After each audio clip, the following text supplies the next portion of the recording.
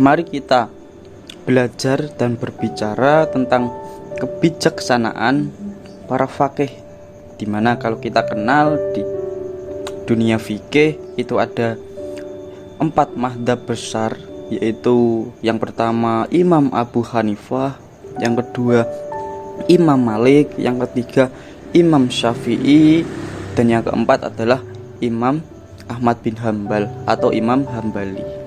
Nah, kali ini kita akan belajar tentang Imam Abu Hanifah atau biasa disebut dengan Imam Hanafi, dimana nama asli beliau ini adalah Nu'man bin Sabit bin Suta bin Mahad bin At-Taimi.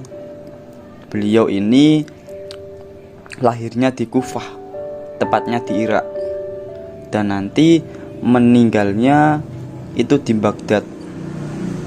Beliau inilah yang nanti dikenal sebagai pendirinya fikih Hanafi. Dan Imam Hanafi ini dikenal juga sebagai tokoh pertama yang menyusun kitab fikih secara tertib sekali, secara sistematis. Kalau kita pernah membaca kitab-kitab fikih atau pernah tahu isinya, pasti secara sistematis selalu diawali dari bab toharoh, kemudian meloncat ke bab sholat, bab puasa, zakat, haji, dan seterusnya. Lah, itu semua yang mempelopori pertama kali adalah Imam Abu Hanifah, karena memang beliau ini termasuk tokoh besar fakih yang tidak perlu diragukan lagi kapasitasnya, kemampuannya, mulai dari keahliannya khususnya dalam bidang fikih. Beliau ini merupakan putra dari seorang saudagar pedagang, yaitu pedagang sutra, dan masa mudanya beliau ini suka sekali mengikuti ayahnya untuk berdagang sutra kemana-mana. Cuma beliau ini memang sejak kecil, sejak muda dikenal itu cerdas sekali. Sejak kecil beliau sudah hafal Al-Quran, hafal banyak hadis. Kebiasaan yang terkenal itu selain berdagang, beliau juga suka ngaji di Masjid Kufah. Dan suatu ketika itu ada cerita di mana ada seseorang yang mengingatkan beliau bahwa beliau itu orang cerdas, orang yang punya potensi, bahkan sudah hafal Al-Quran dan banyak hadis. Harusnya ya lebih fokus pada ilmu dulu, jangan disibukkan dulu membantu ayahnya berdagang. Ada orang yang menasihati beliau seperti itu. Nah, hingga pada akhirnya mulai saat itu beliau mengikuti nasihat tersebut dan fokus untuk belajar menambah ilmu. Dan sejak itu pada usia yang masih muda, beliau itu terkenal sudah mengembara kemana-mana, mengikuti banyak sekali kajian, belajar banyak pada guru. Ada cerita itu beliau ketika berumur 16 tahun, beliau melakukan perjalanan ke Mekah, ke Madinah. Beliau juga sering menziarahi para guru di sana untuk belajar, dan ada banyak tokoh-tokoh yang beliau temui. Misalnya saja seperti Imam Malik bin Anas, Zaid bin Ali, Ja'far Shodiq, dan lain sebagainya, termasuk dari kelompok para sahabat maupun tabi'in. Ada juga yang meriwayatkan bahwasanya beliau ini pernah berguru ke sekitar 93 orang tabi'in, dan sisanya pada tabi'in atau tabi'in. Dan saking pintarnya sampai-sampai beliau ini digelari Imam Al-Ahzam oleh masyarakat, karena beliau ini tempatnya orang bertanya kalau ada masalah seputar fikih. Bahkan ada yang menyebutkan bahwa beliau ini telah menyelesaikan 6.000 masalah yang berkaitan dengan fikih. Wah, kalau kita bayangkan itu sangat hebat sekali, luar biasa sekali tingkat kecerdasan beliau. Dan ada juga yang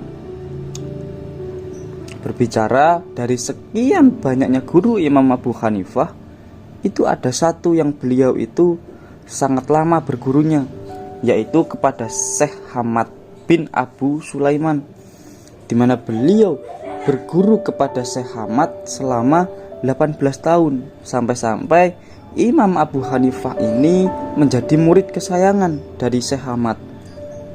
Dan beliau ini berguru kepada Syekh Hamad itu sekitar usia 22 tahun, hingga beliau dijuluki atau diberi nama panggilan khusus oleh Syekh Hamad, yaitu Al-Watot, dimana kalau kita artikan Al-Watot ini adalah tiang.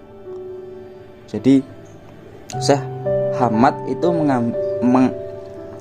memanggil nama khusus kepada Imam Abu Hanifah dengan sebutan Al-Watot, dimana Imam Abu Hanifah dipanggil Al-Watot karena gurunya sangat tahu bahwa beliau itu kalau siang ya belajar, tekun sekali belajarnya, dan kalau ketika malam beliau selalu sholat malam.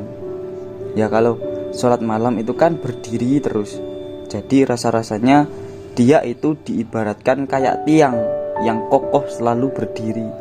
Itulah diantaranya kualitas dari Imam Abu Hanifah.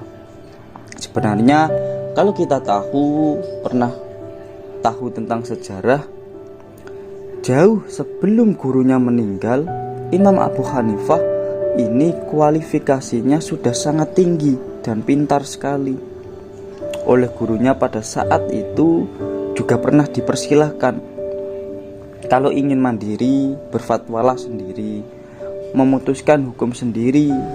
Ya, Syekh Hamad pernah berkata seperti itu pada Imam Abu Hanifah. Akan tetapi cuma Imam Abu Hanifah ini saat itu sangat tawadu kepada gurunya, dan beliau tidak berani untuk berfatwa sendiri terlebih dahulu selama masih ada gurunya. Nah, setelah itu nanti Imam Abu Hanifah setelah usianya sekitar mencapai 40 tahun, dan saat itu gurunya Syekh Hamad itu sudah meninggal, barulah saat itu Imam Abu Hanifah menampilkan dirinya, dan dari situ karya-karyanya sebagai ahli fikih terkemuka di dunia muncul, dan saat itulah lahirlah madhab yang dikenal dengan sebutan madhab Hanafi, di mana dari seorang Imam Abu Hanifah ini terlahirlah madhab Hanafi, di mana pengikutnya banyak sekali, karena memang Imam Abu Hanifah ini dikenal sosok yang sangat bijak dalam menentukan hukum. Dan nanti dalam madhab Hanafi itu ada berbagai ilmu yang berhubungan dengan seluk-beluk hukum fikih. Bagaimana beliau menetapkan hukum, bagaimana beliau memecahkan sebuah persoalan. Pokoknya di situ banyak sekali dibahas, rinci sekali di situ. Dan madhab ini merupakan madhab pertama di hukum fikih. Kemudian nanti lahir kembali setelah madhab Hanafi ada madhab Maliki, kemudian ada madhab Syafi'i, dan kemudian ada madhab Hambali. Ya, jadi Imam Abu Hanifah ini termasuk orang pertama yang tekun dan rajin belajar ilmu fikih. Jadi beliau ini memang sangat cerdas dari kecil, dan beliau semangat menuntut ilmunya itu tinggi sekali. Lah, ini menurut saya perlu kita teladani dalam kehidupan sehari-hari kita.